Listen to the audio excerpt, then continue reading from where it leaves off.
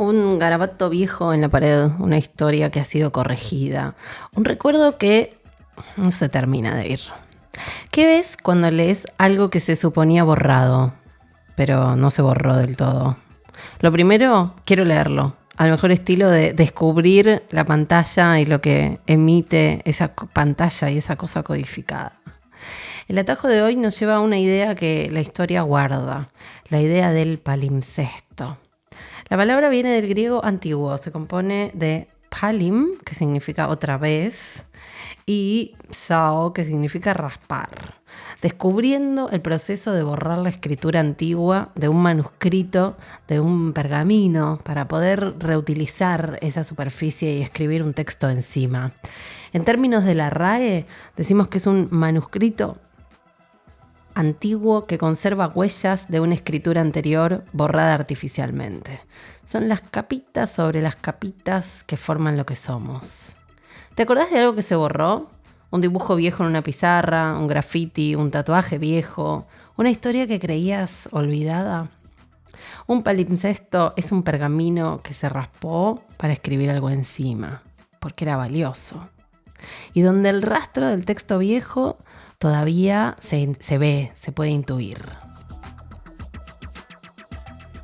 El palimpsesto es una forma de ver el mundo. Una ciudad no es solamente la ciudad de hoy, de este día, de esta mañana. Es el rastro de la ciudad de ayer y es el rastro de la ciudad que era antes de serlo.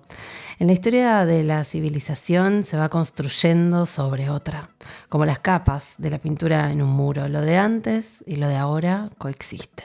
Y en el medio, lo que queda, el palimpsesto.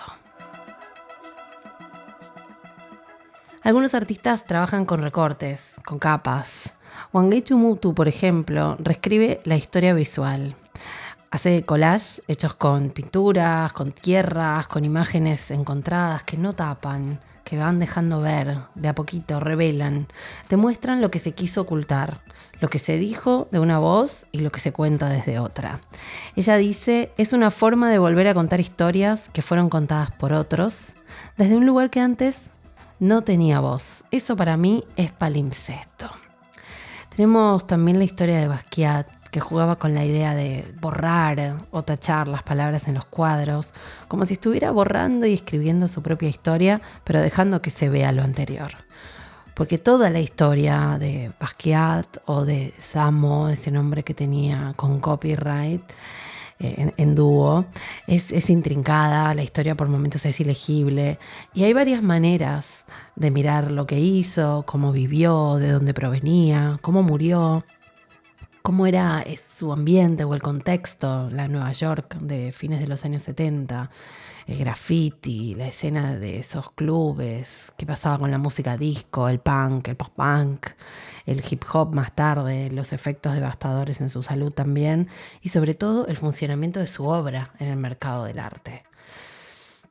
Si nos centramos en lo que pasaba ahí, en esa ira, en esa carga simbólica que hay en sus imágenes, en su cerebro, la mayoría de las personas hablan de la desigualdad, del racismo, de los símbolos ocultos que contenía su obra también, y en esos símbolos ocultos se ven rastros de palabras, ¿no? El jabón, el algodón, cosas que aluden a la esclavitud. Ejemplos de la inspiración de Basquiat que estaban en la denuncia del cómic, en la publicidad, en el pop art, en las culturas africanas, griegas, romanas, y en la vida cotidiana también.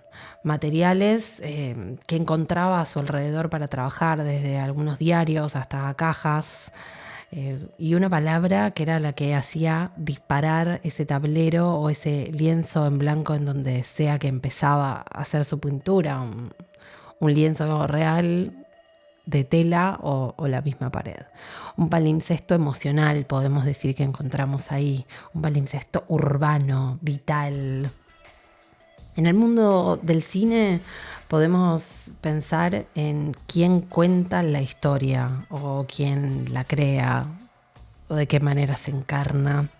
Viola Davis, una actriz que hace algunos años dijo haberse arrepentido de haber hecho una película donde no sentía que se representaba bien lo que ella misma representa en la vida real. Dijo, lo hice, me arrepentí, creo que la película no le daba voz a mi personaje ni al resto de las mujeres negras que formaban ese núcleo.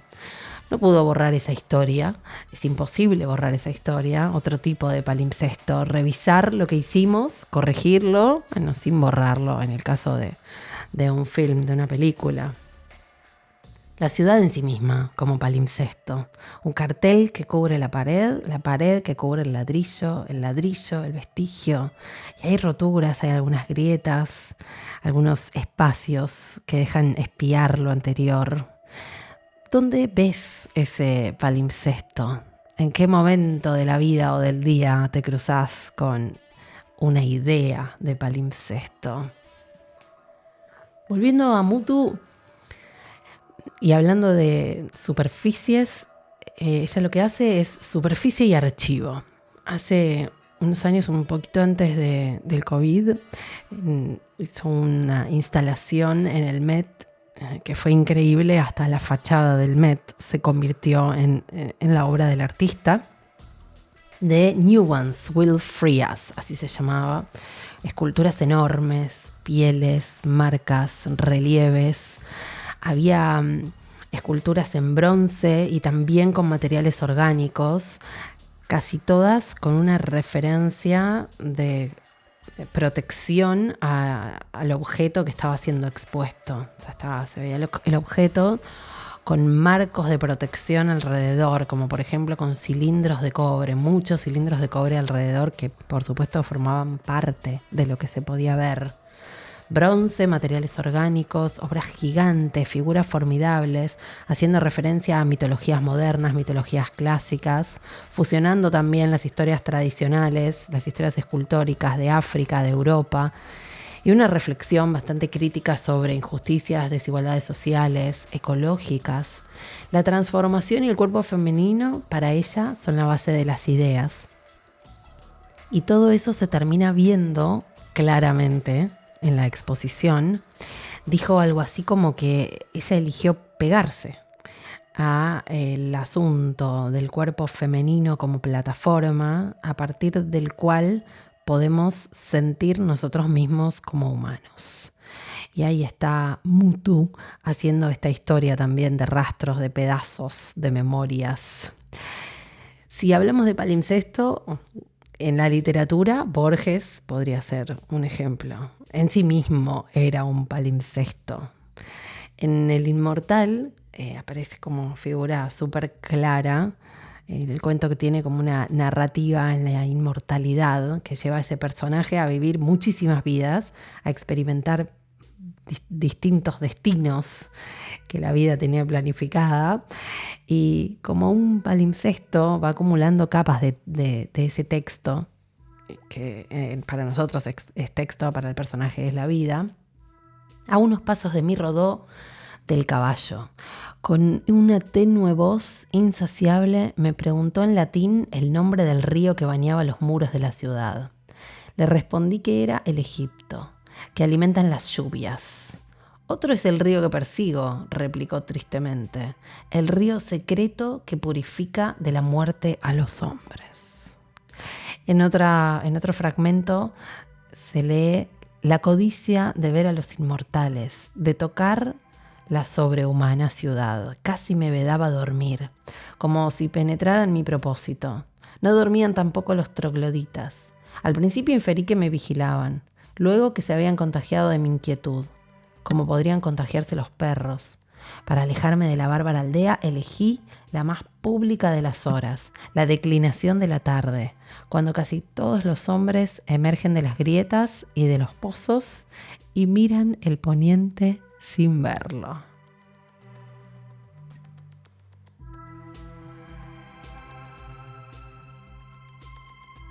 Me gusta la idea de palimpsesto, me gusta la idea de proponer puntos de vista, y es un poco no adornar lo previo, sino permitir que lo de antes siga presente para generar este nuevo significado. Y el punto de vista, como siempre, no es uno solo, es el tuyo que se construye con todo lo que hubo antes. Así que también te quedás con un poquito de palimpsesto a este estilo whimsy point of view del día de hoy.